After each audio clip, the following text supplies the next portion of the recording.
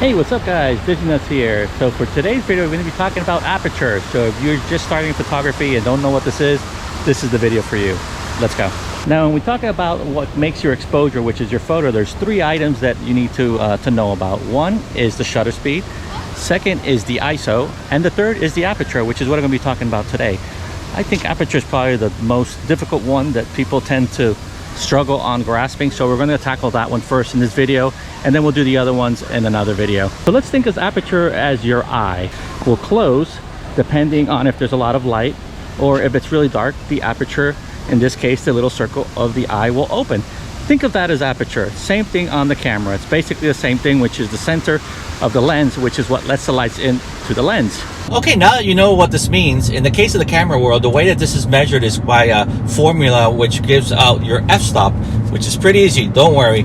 But just to be able to get the complicated definition out of the way, this is what it means. In optics, the f number is an optical system such as a camera lens is the ratio to the system's focal length to the diameter of the entrance pupil.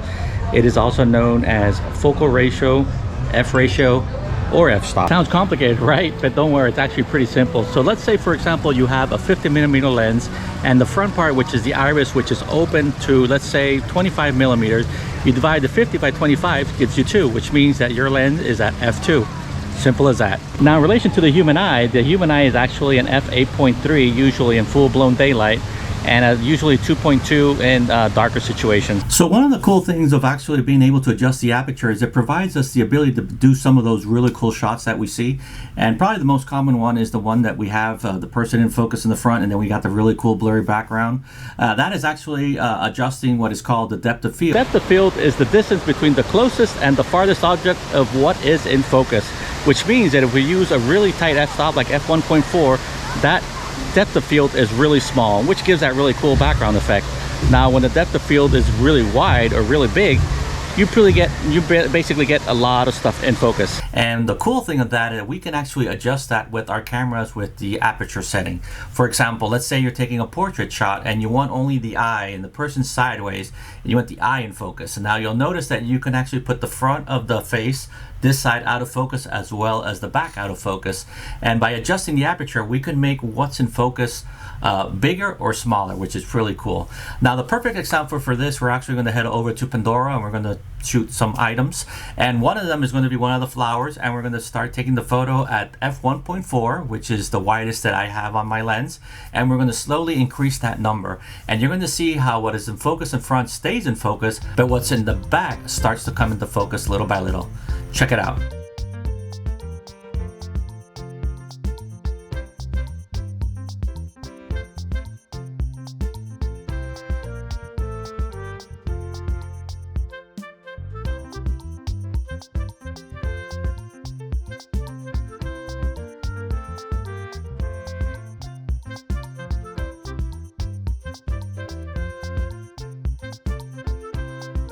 Now, something that you probably didn't notice, and I did put the comments there on the left, is that as we start adjusting that, you'll see that the shutter speed starts going down.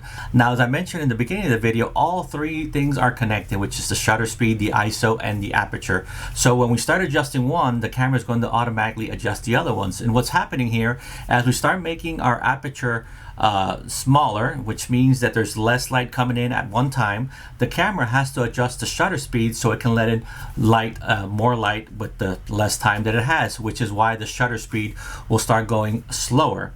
And you'll notice this really a lot when it comes to doing night photography, that if you start adjusting your f-stop, you'll see how the time starts going up, meaning that it's going to take longer for the exposure to happen. Now you're probably wondering, how do I know what is the f-stop that my lens allows? Well, actually, it's right on the lens. Let me show you. Here is a stock lens that I bought with my camera.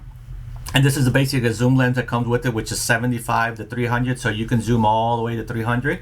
And you'll see that the number actually is right here on the lens. You see where it says 4 and then dash 5.6. Now what that means, that at the closest range, which is 75, it's going to be f4. But as soon as I start zooming in, going into all the way up to 300, it's going to adjust its aperture all the way to 5.6, which is normal in these lenses. For example, here is my Sigma lens, which I talk about all the time, which is my Sigma f2.8.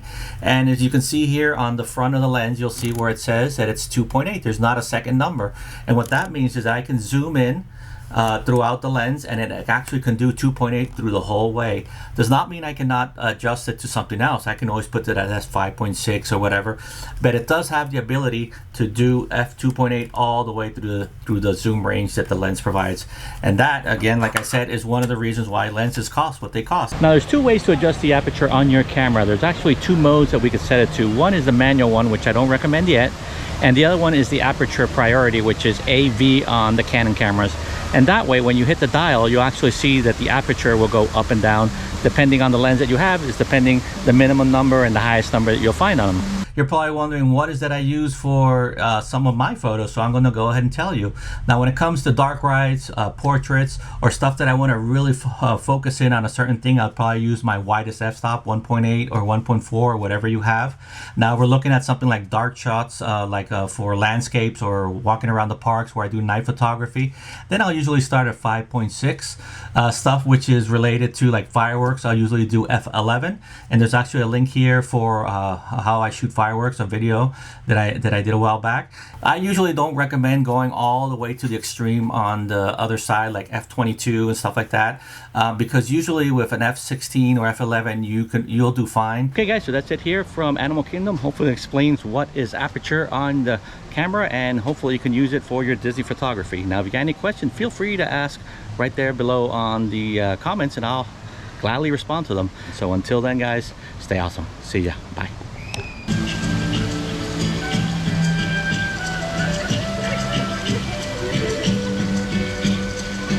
That's awesome.